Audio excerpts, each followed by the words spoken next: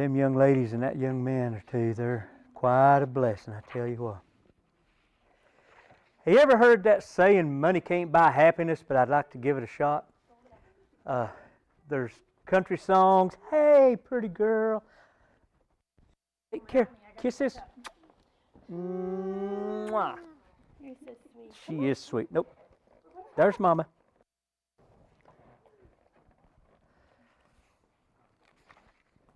Our lesson today focuses kind of on that theology of money and happiness and money and security and money and whatever.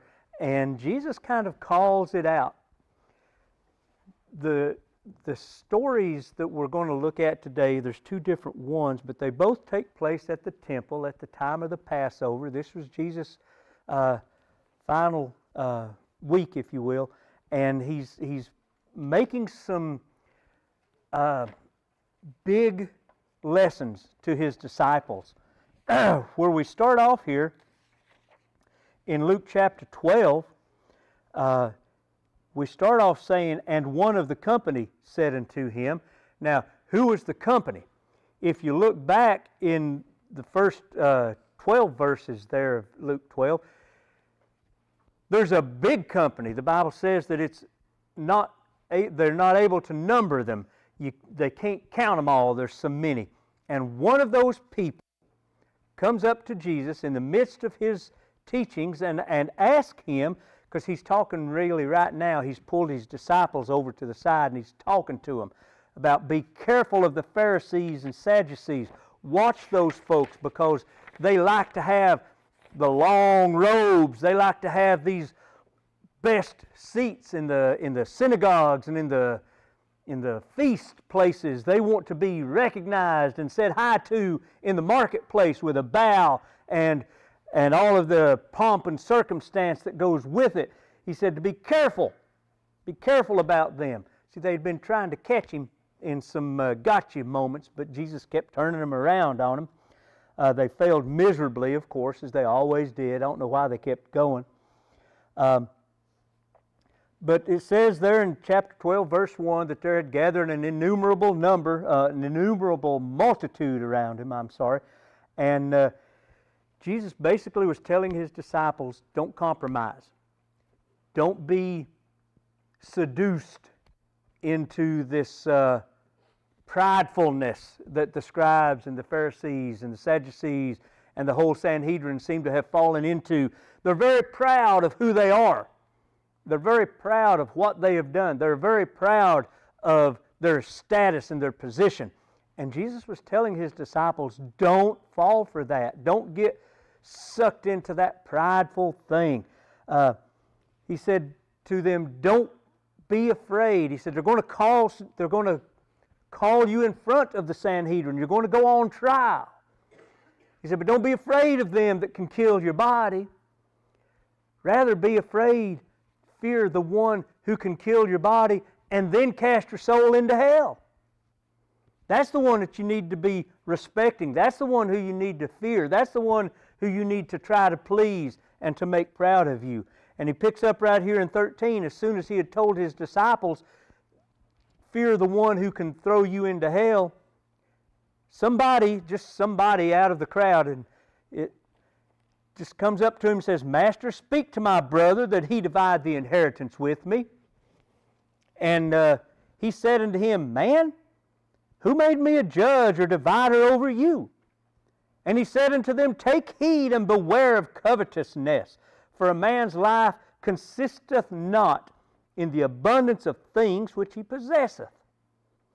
Now, that seems to be self-explanatory. But let's look at it a little bit. He said, Speak to my brother. So, his brother, he was wanting to divide the inheritance. And he was not willing to settle for having a family inheritance where there was this much. He wanted his own that he could call his, even if it was just half of that, or a fifth of that, or whatever amount that it was. He wanted it to claim as his.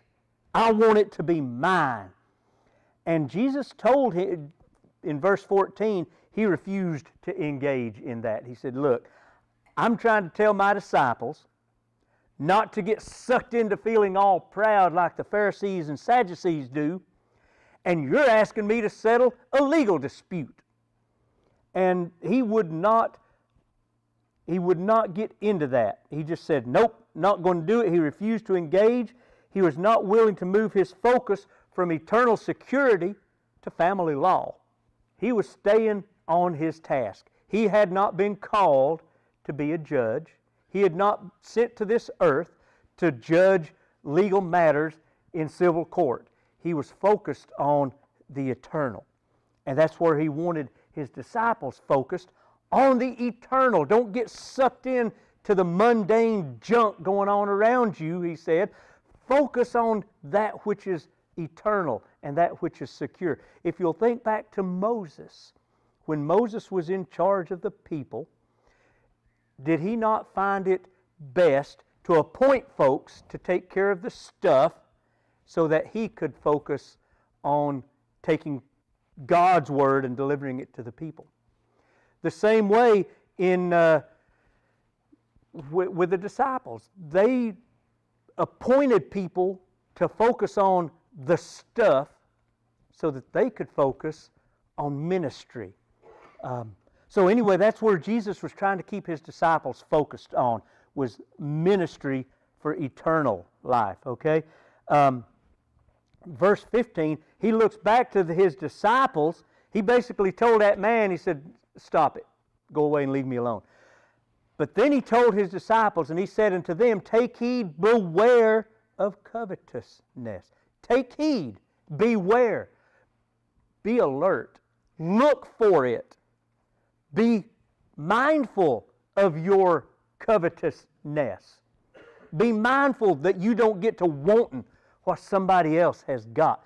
That's still some good advice today. Don't be wanting what somebody else has got to the point where you take your eye off of the good things that God has already given you. You know, sometimes God don't give me a lot of stuff because I get distracted and I miss what the blessings that he has to offer me by focusing on the stuff that he has given me. Does that make sense?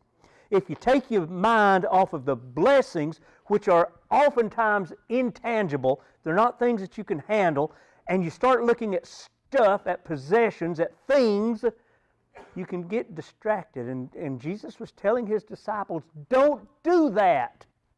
I don't think Judas was here at that time, was he? But anyway, if he was, he wasn't listening. But he was there, but he wasn't listening. He was focusing on stuff, you see, and the disciples were supposed to focus on ministry. For a man's life, he goes on to say here, consisteth not of the abundance of things which he possesseth. The abundance of things. See, Jesus never focused on the abundance of things. Did he not tell his disciples that the Son of Man don't have anywhere to lay his head? The foxes have dens, but the Son of Man has no place to lay his head. Right? So Jesus lived it. He did not worry. He knew that God was taking care of him. He knew that. Abraham, if you look at Abraham, when God told him, get up and go to this place I'll show you, he took off and left. He took some stuff with him, but he took off and left. So anyway, let's look on at the next little bit here. We pick up in verse 16. He's decided to drive home the meaning. He drive home the message here, and he did that with a parable. And he did it with a parable of the barns, if you will, okay? I'm just going to read it, and then we'll talk about it a little bit here. He spake a parable unto them, saying, the ground of a certain rich man, I want you to remember that phrase, a certain rich man, brought forth plentifully. And he thought within himself, and I also want you to count the number of times that you hear a personal pronoun here. He thought within himself, saying, what shall I do? Because I have no room where to bestow my fruits.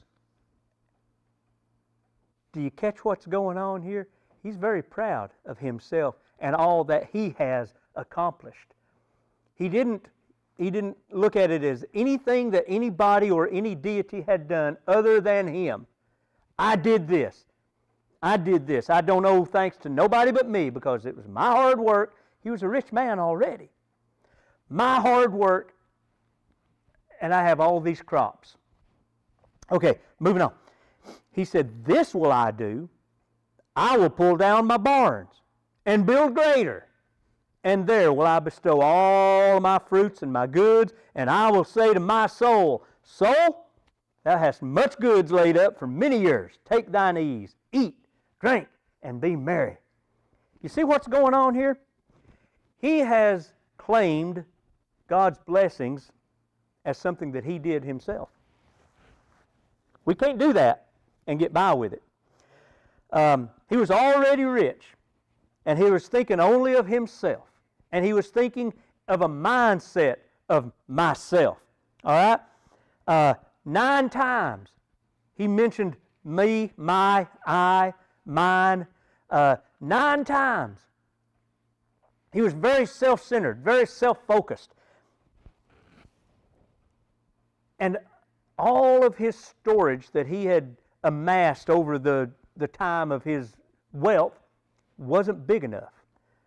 Now, one way of looking at this is God had given him everything that he could possibly possess and own.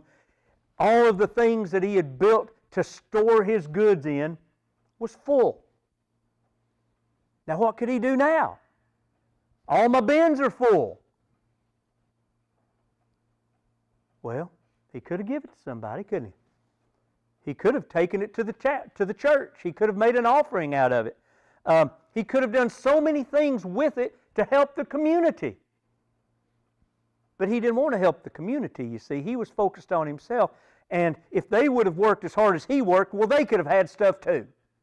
That was his mindset. So he kept it all to himself. All the blessings that God had bestowed upon him, he kept for himself.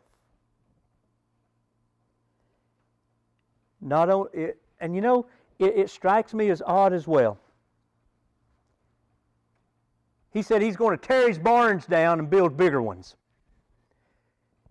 It wasn't enough to just build onto what he already had. He was so prideful that he was going to tear it down. Everything that he had, he was going to tear it down and he was going to build it up again. He was going to build it up again. You see there how that works? I'm going to tear it all down. I'm going to build it back bigger. And then I'm going to put all of my stuff in my bigger barns. You don't usually bode well to start tearing down your barns. For one thing, you don't build those things overnight. And it takes a while to put up a good barn. Right? So what happens to his fruits and goods while he's building the barn? He didn't think about all that, you see. Because he had so much of it, it didn't matter if some of it even wasted away and rotted. It's his, let it rot. But no, he was looking at mine. He was going to destroy what he already had in order to build something bigger. Does that sound familiar? We ever seen anything like that in the world today? I'm going to destroy everything that I've got just so I can make it bigger. Yep. Bigger barns that would hold it all. Verse 19, he said, and I will say to my soul, Soul, thou hast much goods laid up for many years. Take thine ease, eat, drink, and be merry. Does that sound a little bit like he is seeing himself as a divinity now?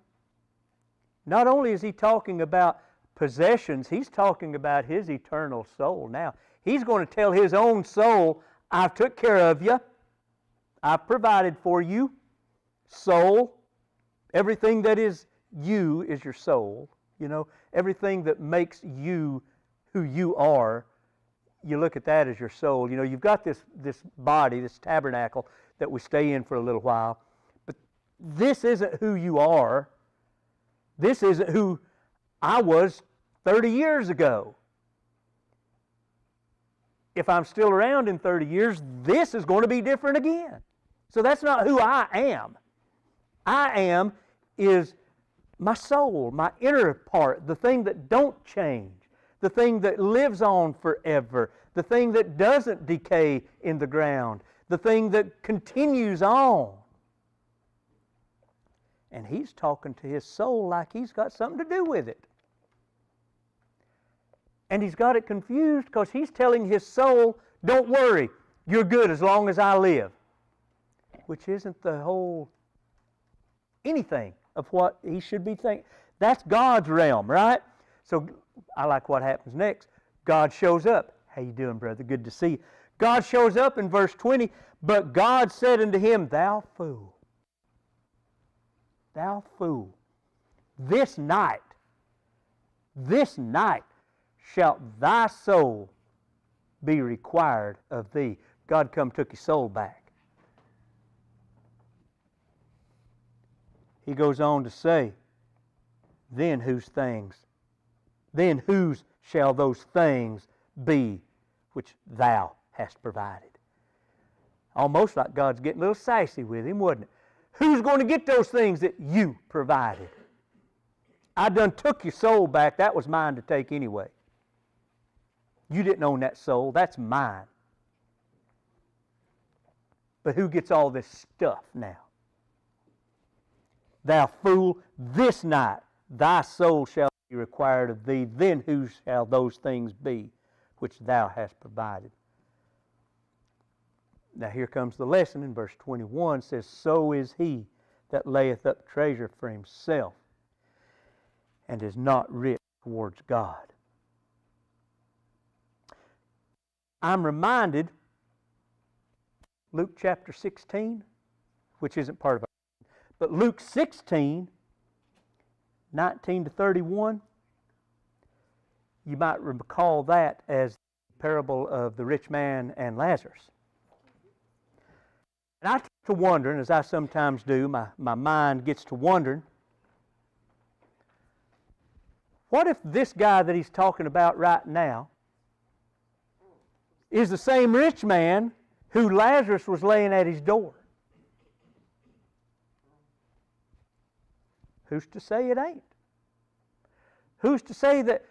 Because does it not say it does?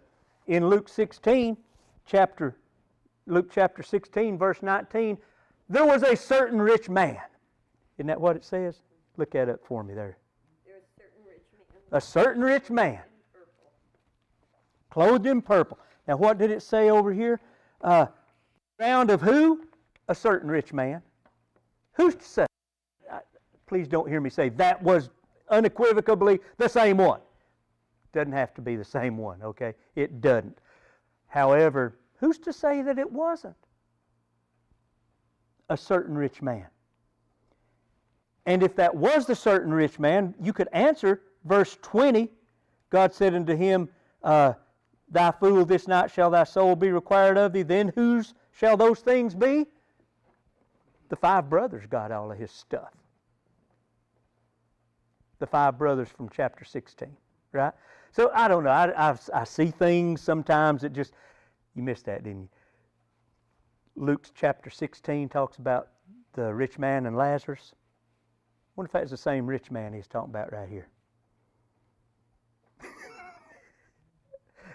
I don't know. I'm not saying it is. I ain't saying it ain't. I don't know. That just popped in my mind. I wonder if that could be the same one Jesus was thinking about 4 chapters later.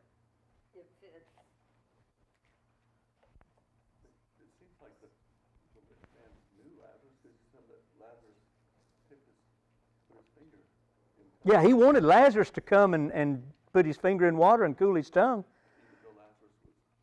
In Abraham's bosom, yeah. So I don't know. Just a thought. I don't mean to go down a rabbit hole with that, but that just hit me. It's like, wow, I wonder if that was the same one. I wonder if that's the same one that Lazarus could have been at his door, and he didn't even give Lazarus some of the stuff that was overflowing out of his barns. Literally, the man's door, and he wouldn't give him stuff. He'd tear his barns down before he'd give him anything. Wouldn't it be miserable existence to be that selfish with stuff Anyhow, let's look at our last little bit here. We jump up a few more chapters. Now we're in Luke chapter 21. Now Jesus is sitting at, it says, and he looked up. Now Jesus is sitting, according to Mark, who also records this in chapter 12, he's sitting over against the treasury where he can see what's going on. Now if you remember what the temple looks like, you've got the outer court out here for the Gentiles, right? That's where the get to that. Then you go up the stairs, through the gate, and now you're in the court of the women. And right off here to the right, or left, I don't know. We'll say the right. Right over here to this side is the offering things, where you drop your offerings. Now, did a little bit of looking at that. Those things, the Greek term for these offering plates are korbanas. All right? Now, where you see an offering plate, that's not what they had. There was 13 boxes as you go into the temple. And each one of them had like a trumpet that you would drop your coins into. Remember, there's no script right now. We're talking coins. It was brass, it was gold, it was silver, it was copper. I don't know that there was any Roman paper script, if you want to call it that, but everything, money was either gold, silver, or minted from Rome or whatever area they were in. But when you go in and you put your money down in these things, they're made of brass, and then they fall down into this heavy wooden box. And it reminded me, I don't know if you remember at Walmart and different places, they used to have these things set out there that was in the shape of a trumpet, and you'd put a penny in it and it'd go, and, you put 5 or 10 pennies in there and they just make an awful big racket. Can you imagine if that was out of brass? And I'm in my mind seeing something like that. These rich guys walking in and dumping in a big show, maybe dumping their money in and holding the bag up as they go, shaking the last penny out, looking very proud of themselves for having given of their money. And I could just imagine some of them trying to dump all their money in at once and clog it up. Somebody would have to come and take all of their money and in there because they had given so much. So anyway, that's from there you would go on into the Holy and the Holy of Holies and all of that where the priest could only go. But right there at the very front, and that's where Jesus was like perched right now talking to his disciples. And he could see these guys walking in and making a very fine show of the money that they were giving. And I can almost in my mind imagine him saying, I think I'll put some in this one, and in this one, and in this one, and just, 13 times right down through there, and just very proud of themselves when they walked up the stairs into the holy place. That's where we pick up right here. He looked up in verse 1, chapter 21, and he looked up and saw the rich men casting their gifts into the treasury. He saw also a certain poor widow casting in thither 2 mites. Now 2 mites is jointly together 1/64th of a day's wage. Okay, so it was a denarius is a day's wage, right? This was a 64th of that, and that's all she had. Now, in my mind, I'm thinking, she's got 2 coins. If she give one of them, she give half of everything she had. But she give them both, you see. And she didn't make a big fanfare about it. I could see her just kind of wait until all the hoopla had passed with the men and then just kind of easing it down in there and moving on.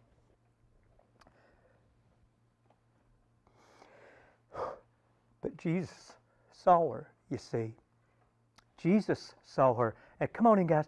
When we do things not for show, when we do things out of the desire of our heart to please God, that's when He sees us, you see. And when He sees us, He takes care of us. When He sees that we to Him out of our desire, our heart, Does it not say, where is it? I wrote this down so I wouldn't forget it.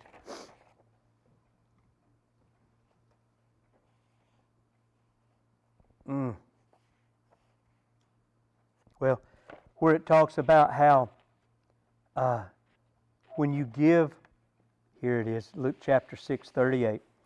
Give and it shall be given unto you, good measure, pressed down, shaken together, and running over, shall men give into your bosom. For with the same measure that ye met, withal it shall be measured to you again.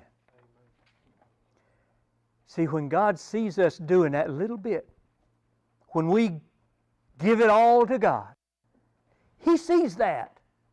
You can't do that in private. You can't give everything that you've got to God and Him not see it. If you give it all to God, for God, and not to be seen, God blesses that. And He gives it back to you according to the book so much that you can't handle it. That it runs over, even though it's shook down and pressed together. It still runs over. You can't contain it. And I'm convinced that Jesus, seeing that little widow woman do that, Jesus the man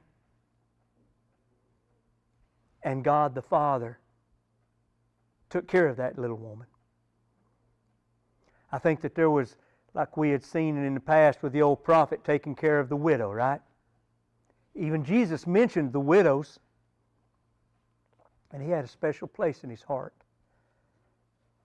for the downtrodden, for the folks who just couldn't catch a break. Everything's against them. You know, they were so close, but now they're not. You know, Jesus said that God sees the sparrows in the field too, doesn't He? And Solomon in all of his glory wasn't adorned like one of the flowers out there. Consider the lilies. Didn't He say that? Of course, He was telling them, don't worry about stuff. This little widow lady heard that. This little widow lady understood the concept. Whether she heard the sermon or not, she got the concept. She knew that if she trusted everything that she had to God, that God would give her everything she needed. And she lived it out. She showed her faith through her works, didn't she? And He said, of a truth I say unto you, this is Jesus talking here, it's in red. Of a truth I say to you, that this poor widow hath cast in more than they all. Now, He's not saying, this is kind of easy to misinterpret. He's not saying that she gave more than he did. Jesus is saying this widow gave more than everybody else together combined did. Because they gave their extra, you see. They gave what they had left over. They gave what was budgeted for God. She gave it all. It hurt. She didn't get to eat. She could eat, or she could give the money to the church and trust God. And she trusted God. See, they gave from the abundance of what they had. They gave the extra. They gave what they had already planned, already set aside. I know what I'm going to tithe this month. I already got it. It's budgeted. I can tithe because it's budgeted, you see. She didn't have a budget. Like I'd mentioned before, she could have budgeted and give half of it to the church, and then she'd give half everything she had. But she gave it all. And she trusted God for the rest. Verse 4 goes on to say, for all these have of their abundance cast into the offerings of God. But she of her penury hath cast in all the living that she had.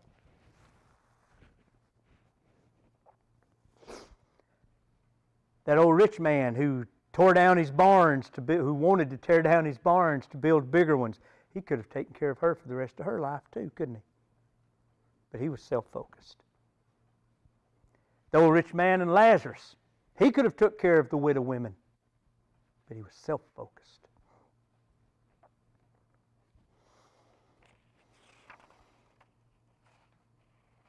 You know, it might have been that this was nothing new to this woman. Perhaps she had been doing this. Perhaps she had been giving all that she had, all that she could come up with, because she realized that, you know, somebody's got it worse than me. Maybe there's a little widow woman over here that the church takes care of with children. She got it worse off than me. Maybe this little widow woman was saying, you know, I ain't got no money, but I'm sleeping inside tonight, and I've got a little bit of cake put back. I'll let the church have this. Maybe she was saying, I've seen God take care of me before. I ain't going to start worrying about it now. But for whatever reason, she gave it all. That allowed God to take care of her. See, if we hold anything back, we're saying, God, you got all of this, but I'm still going to take care of myself. And God says, that's not enough. If there's anything that we're holding back, it's not enough. God can't use us for that. He won't. If we're holding back a part of us, if I got all of this stuff that I'm giving to the church, but I still got this one little thing, I like to hang on to this little sin. It's just one. And you know, it's not often. It's just every once in a while. That's not giving all of it. And that's limiting what God can do for you. If you want to see, somebody said one time that faith isn't faith until that's all you got to hang on to. If you got faith and anything else, is it really faith? But if that's all that you got to hang on to, if you know that there ain't no way out except through God, and you make it out, that's faith. You see, and that's God being able to use your faith to take care of you. When you turn it all over to Him, then He'll take care of it all.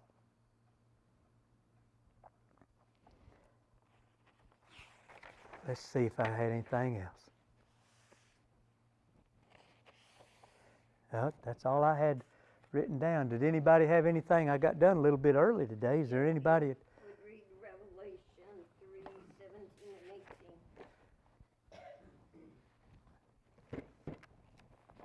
Revelation 3:17 and 18.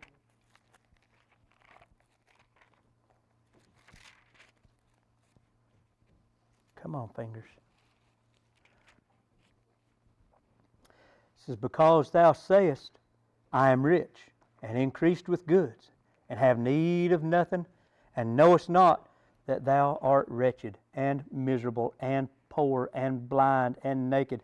I counsel thee to buy of me gold tried with fire, that thou mayest be rich, and white raiment, that thou mayest be clothed, and that the shame of thy nakedness do not appear. And anoint thine eyes with eye salve, that you might see. Sadly, that's kind of the way we are in America. We're so worried about self, and we forget about our neighbor. You know, there's one statistic in here Christy pointed out to me and showed me. We have more than 52,000 self-storage facilities in the U.S. That's more than all the U.S. Starbucks, McDonald's, Dunkin' Donuts, Pizza Hut, Wendy's combined. Wow. Think about it, 52,000 self-storage units. And then people are having to pay monthly storage on something that they probably don't even need. And yet there's people out there that's starving that they could pay that monthly storage bill and help somebody along life's way. I don't want it, but I don't want nobody else to have it. I'm going to keep it myself. Just in case. Just in case. Anybody else?